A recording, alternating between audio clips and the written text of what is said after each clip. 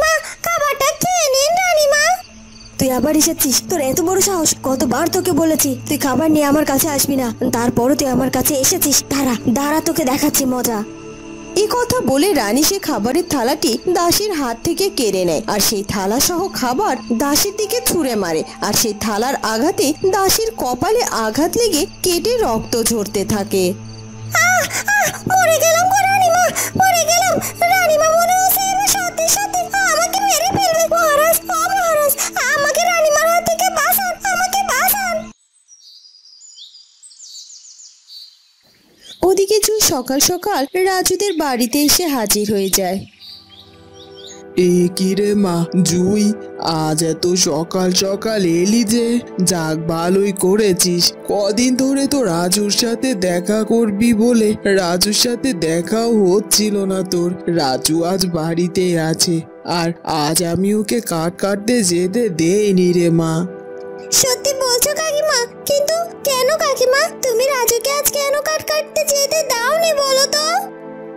সে অনেক ব্যাপার আছে, সেসব বলে এখন কাজ নেই। আসলে আমি চাইনি যে রাজুর কোনো ক্ষতি হোক।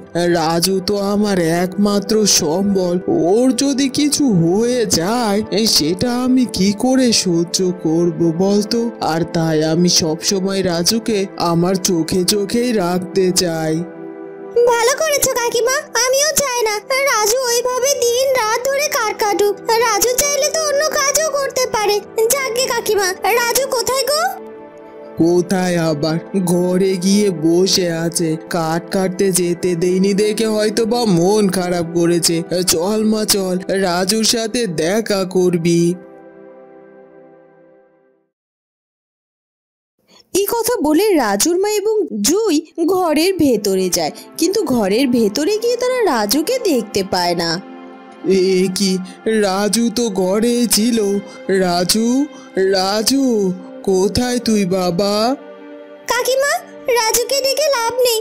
রাজু যেহেতু ঘরে নেই, তাহলে আমার মনে হয় ও নিশ্চয়ই কোথাও বেরিয়েছে, বুঝলে তো? কিন্তু ওকে তো আমি ওই জঙ্গলে যেতে বারবার বারণ করেছিলাম, কিন্তু ও আমার কথা না শুনে আবার ওই জঙ্গলে চলে গেল। কিন্তু কাকিমা, তুমি এতটা নিশ্চিত কি করে হচ্ছ যে রাজু জঙ্গলে গিয়েছে? হতেও তো পারে রাজুর মনের মধ্যে একা একা ভালো লাগছিল না ঘরের মধ্যে বসে থাকার জন্য। হয়তোবা ঘরের বাইরে কোথাও গিয়েছে, তাই না? না না না না, আমি ঠিক বুঝতে পারছি ও নিশ্চয় জঙ্গলে গেছে। ও কালকে রাতে আমাকে বলেছিল ওই জঙ্গলে নাকি কোনো একটি মেয়ের কান্নার আওয়াজ শোনা যাচ্ছে, আর সে সেই কান্নার আওয়াজ অনুসরণ করে যেতেই নাকি ওই কান্নার আওয়াজ বারবার থেমে যাচ্ছিল। আমার মন বলছে রাজু নিশ্চয়ই ওই দিকে গেছে। জুই মা, এখন সত্যি আমার বড্ড চিন্তা হচ্ছে রে। আমার রাজুর যদি কোনো ক্ষতি হয়ে যায়। তুমি চিন্তা করো না তো কাকিমা, কিছু হবে না রাজুর। আর আমার বিশ্বাস রাজু জঙ্গলে যায়নি। তুমি বাড়িতে থাকো, আমি দেখছি ও বাড়ির আশেপাশে কোথাও আছে কিনা।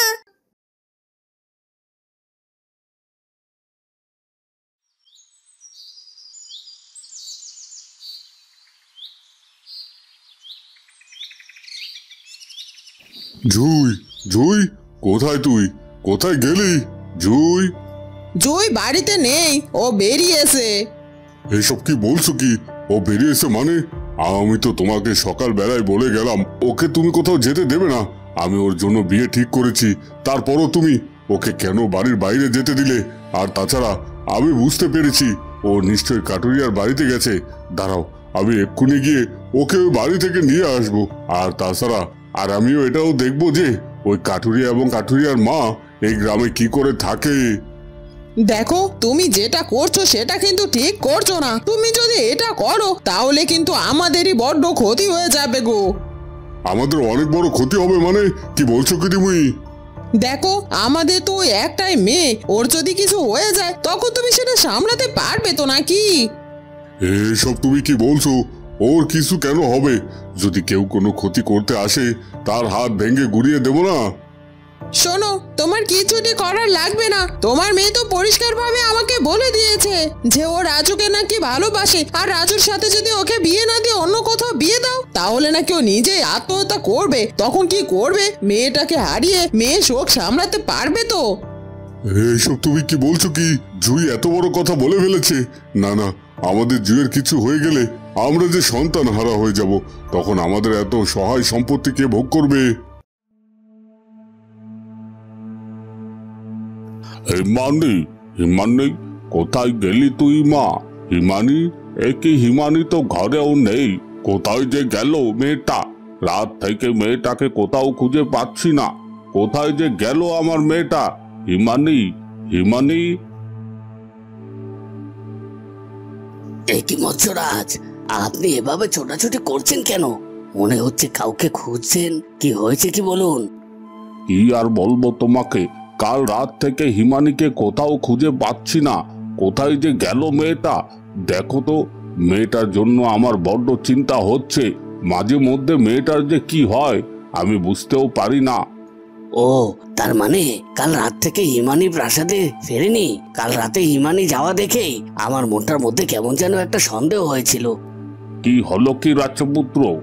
আপনি এভাবে চুপ হয়ে গেলেন কেন? তার মানে কি আপনি হিমানিকে দেখেছেন? হ্যাঁ মৎস্যরাজ, আমি হিমানিকে দেখেছি, আর আমি এটাও বুঝতে পারছি যে হিমানি কোথায় যেতে পারে। সত্যি সত্যি বলছো তুমি? তুমি জানো যে হিমানি কোথায় যেতে পারে? তাহলে আমাকে হিমানির কাছে নিয়ে চলো। না না মৎস্যরাজ, আপনাকে কোথাও যেতে হবে না। আমি গিয়ে নিজেই হিমানিকে নিয়ে আসছি। আপনি প্রাসাদেই থাকুন।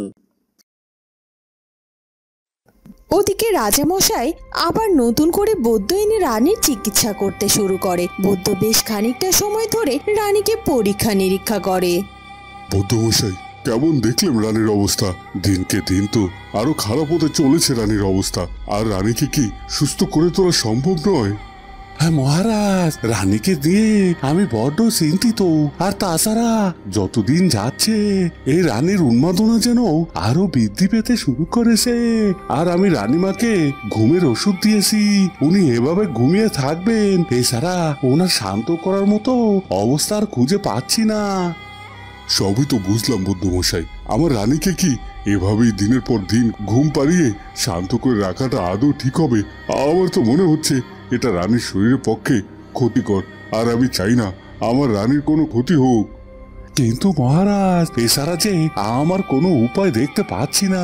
রানীমা ইতিমধ্যে সবাইকে আঘাত করা শুরু করেছেন। রানীমাকে যদি এভাবে ঘুম পাড়িয়ে না রাখা হয় তাহলে তো রানীমাকে প্রাসাদে রাখা মুশকিল হয়ে যাবে।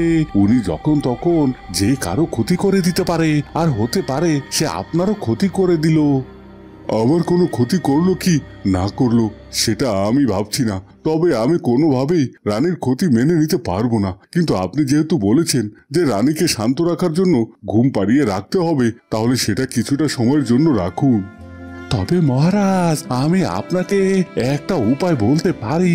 সেটা হলো, রানীমাকে যদি আপনি ঘুম পাড়িয়ে না রাখতে চান তাহলে আপনি ওনাকে বন্দি করে রাখতে পারেন। তাহলে ওনার দ্বারা তা কারো ক্ষতির সম্ভাবনা থাকবে না। কি বলছেন কি বৌদ্ধমশাই? আমার রানীকে কিনা আমি নিজে বন্দি করে রাখবো? এছাড়া যে আর কোনো উপায় দেখতে পাচ্ছি না মহারাজ। ওদিকে রাজু অবাক দৃষ্টিতে তাকিয়ে থাকে, কারণ সে আজ যা দেখছে এটা সে আগে কখনো কোনো দিনও দেখেনি। এটা আমি কি দেখছি? আমি তো আমার নিজের চোখে বিশ্বাস করতে পারছি না। আমি এতক্ষণে যে কান্নার আওয়াজ অনুসরণ করে এই পর্যন্ত আসলাম, এখন দেখছি সেই কান্না করছে ওই জলপরীটা। মায়ের মুখে জলপরীর গল্প শুনেছিলাম, কিন্তু বাস্তবেও যে জলপরী আছে এটা তো আমার জানা ছিল না। আজ তো আমি নিজের চোখে এই জলপরীটাকে দেখতে পাচ্ছি। আর কি সুন্দর দেখতে ওই জলপরীটা, একেবারে পরীর মতো। এত সুন্দর হয় জলপরীরা, এটা তো আমার জানাই ছিল না। কিন্তু ওই জলপরীটা এভাবে মায়াবী সুরে কাঁদছে কেন? কি হয়েছে ওর? কি দুঃখ বা তার আছে? আচ্ছা, আমি কি ওই জলপরীটার কাছে এগিয়ে যাব? হ্যাঁ, আমি বরং জলপরীটার কাছে এগিয়ে যাই আর জানার চেষ্টা করি ও কেন এরকম ভাবে কাঁদছে। এই কথা বলে রাজু জলপরীর কাছে এগিয়ে যেতে থাকে, আর তখনই জলপরীটা রাজুকে দেখতে পায়। এটা তো একটা মানুষ, আর এই মানুষটা তো আমার দিকে এগিয়ে আসছে। কিন্তু এখানে এখানে তো কোনো মানুষের আসার কথা নয়। তাছাড়া ওর কানে হয়তো বা আমার কান্নার আওয়াজ পৌঁছে গিয়েছিল, আর তাই তো ও এখানে এভাবে পৌঁছে গেছে। না না না, কোনোভাবে এই মানুষটার কাছে ধরা দেওয়া যাবে না, তাহলে বিপদ হয়ে যেতে পারে। আমাকে এক্ষুনি এক্ষুনি এখান থেকে পালিয়ে যেতে হবে। এই কথা বলে হিমানি আবারও জলে ডুব দেয়। এই জলপরি তো জলে ডুব দিয়ে দিল। ওর কাছাকাছি পৌঁছানোর আগেই ও চলে গেল। ওর কাছে তো জানাই হলো না ও কেন এভাবে কাঁদছিল। তার মানে কি ও আমাকে দেখে ভয় পেয়েছে? হ্যাঁ হ্যাঁ, হয়তো সেটাই হবে। জলপরীরা তো মানুষদের দেখলে ভয় পায়, আর ওই জলপরীটার কি এমন দুঃখ থাকতে পারে যার কারণে ও এখানে এভাবে কাঁদছিল?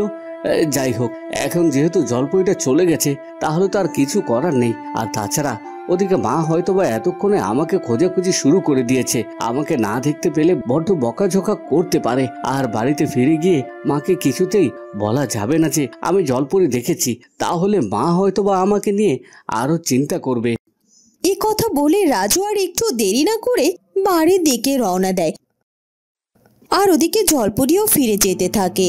আর হঠাৎ করে তার আবার মৎস্যপুত্রের সাথে দেখা হয়ে যায়। মানে তুমি এখনো প্রাসাদে ফেরোনি?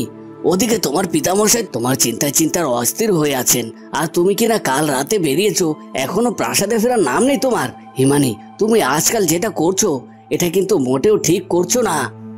হিমানি মৎস্য রাজপুত্রের কোনো কথার জবাব না দিয়ে তাড়াতাড়ি প্রাসাদের দিকে চলে যেতে থাকে। কি হিমানির এত বড় স্পর্ধা যে আমার কথার উত্তর না দিয়ে এখান থেকে চলে গেল।